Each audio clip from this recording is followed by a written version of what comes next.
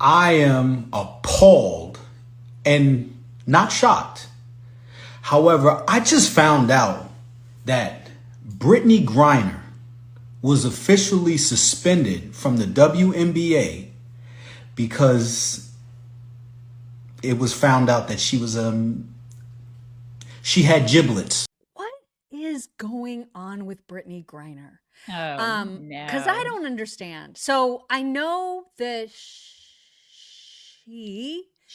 insists on being known as a female. Right. The WNBA's Brittney Griner is, in fact, a man. And where a lot of this actually surfaced from, I mean, you guys could probably say, like, yo, isn't it obvious? Like, her voice, you know, there's a lot of things that you can kind of look towards. However, this video actually resurfaced. It's an Instagram story from, I believe it says 109 weeks ago. I can't see from here, but over 2 years ago, that this video was recorded, and it was recently leaked on Twitter. So, Kelly, if we can go ahead and play this video, please, and then we'll have a discussion. Value, Brittney. Let me see something real quick. Brick, thank you. Damn. Have you ever stopped and asked yourself why one of the WNBA's biggest stars, when she was arrested in Russia, was reportedly housed not in a women's prison but in a men's facility? Think about that for a second. That's not just a clerical error. That's not just a quirky footnote in the saga of a high-profile athlete stuck overseas. That's a decision by a foreign government that saw her, assessed her, and slotted her into a category that was supposed to be cut and dry. Expectations shattered right there. We all assumed she'd be placed where every female prisoner would be placed. Reality?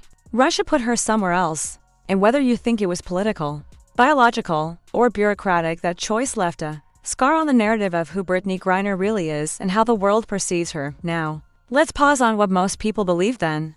The common belief: she's a woman athlete, wrongfully detained, caught in geopolitical chess, and now forced to survive in the bleak underworld of Russian incarceration. One time I was in this room with this one chick, and they don't separate people. There's no segregation. There's no That was the storyline fed to the world, and it rallied sympathy, outrage, and eventually a dramatic prisoner swap with the United States. But here's the contrarian angle. If Russia, with its brutal, unvarnished approach to gender and power, looked at her and said, this one goes with the men, what did they see that maybe everyone else refused to acknowledge? Was it an intentional humiliation, a cruel way to destabilize her mentally? Or was it an unspoken acknowledgement of something leagues back home don't want to touch? Here's your proof this isn't just rumor mongering. The controversy didn't stop when she came home. In fact, it snowballed. Brittney Griner. Well, she just had a baby. Who? Brittney Griner. She had a baby? No. I was like, I've never seen her. I don't think she can get pregnant, honestly. Why? From my point of view. You can. With that deep voice, the bigger you are, the deeper your voice can get. Have you noticed whenever you're talking to a giant, they got a deep voice? Even got it in fairy tales. 3, 5, 4, thumb. Well, those are dudes. She got interviewed about her baby being born, and she just confirmed it. Wait a minute, she's a guy. What? Well, go to the video. You're about to be a mom. How is that feeling? Pops. Oh, let me get it together. Pops. About to be a pops. Well, I mean, I guess I'll just drop it. He's here. They say kind of sucks because but at the same time, yeah, he'll understand. How they have a baby? You need semen for that. That's my point. Her girlfriend got pregnant. So I'm thinking, did Brittney squirt some semen in her? Or did somebody else squirt it in? Bald first. The internet dredged up that topless Instagram post that somehow dodged Meta censorship. System and algorithm, trained to nuke female nudity on site, but which glanced at her photo and shrugged. Nothing to see here. Algorithms don't have politics, they have data. And if the machine slotted her body as male, well, you can see why a spark became a wildfire. Then came the viral game clip, the lip read moment, the alleged line, I'm a grown man. Maybe misheard, maybe swagger, maybe a brain slip under adrenaline. But pair it with the Russia prison story, pair it with the algorithm anomaly, and suddenly a throwaway line feels less like trash talk and more like an accidental confession. So let's map the plan. First, we walk back through the Russian arrest and what it revealed about perception on the global stage. Then we dive into the algorithm and the viral quote how these glitches and soundbites fueled conspiracy and rage. Finally, we tackle the elephant on the hardwood, what this means for the WNBA's credibility, its policies, and whether fairness in women's sports can survive when one of its most iconic figures sits at the crossroads of biology, politics, and identity. Start with Russia. Imagine being shackled at an airport, dragged through courts, where translation is fuzzy at best, and then funneled into a system infamous for cruelty. Context: Russia doesn't play games with gender classification, they operate on cold, blunt categories. Application: when they stuck her in a men's prison, they weren't caring about her feelings. They weren't making some progressive statement. They were signaling how they classified her. Period. Framing: that one choice, amplified by international headlines, lit the first match. People whispered, "What do the Russians know that we don't?" Was it punishment or exposure?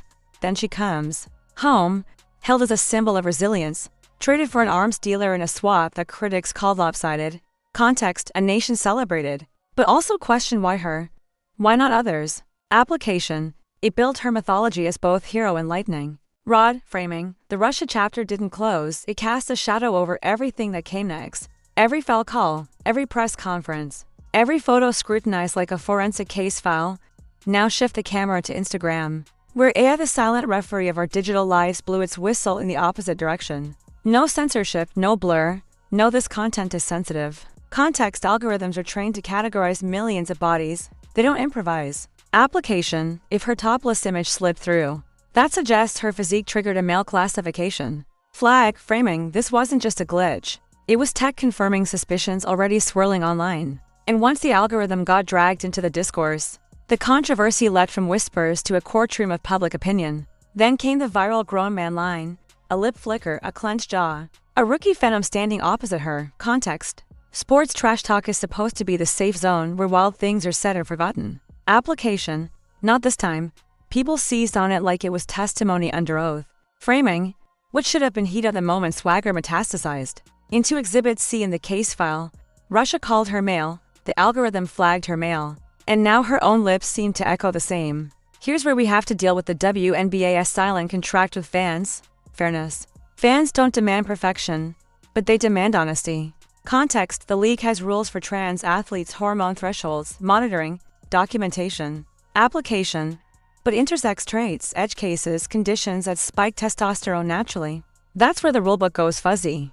Framing: silence in that gray zone becomes louder than a packed arena. If Russia treated her one way, if AI read her one way, and if a viral quote seems to align, then fans feel the league has an obligation. To clarify, Ray Hook, is this about one athlete? Or is it about whether women's sports can withstand ambiguity in an age when every viral clip spins into conspiracy theory? Sponsors are watching. Networks are watching.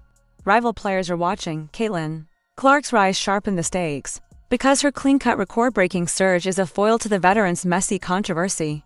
Context: every league needs rivalries. Application: but this one feels less like Magic versus Bird, and more like Pandora's box versus Pandora's hope.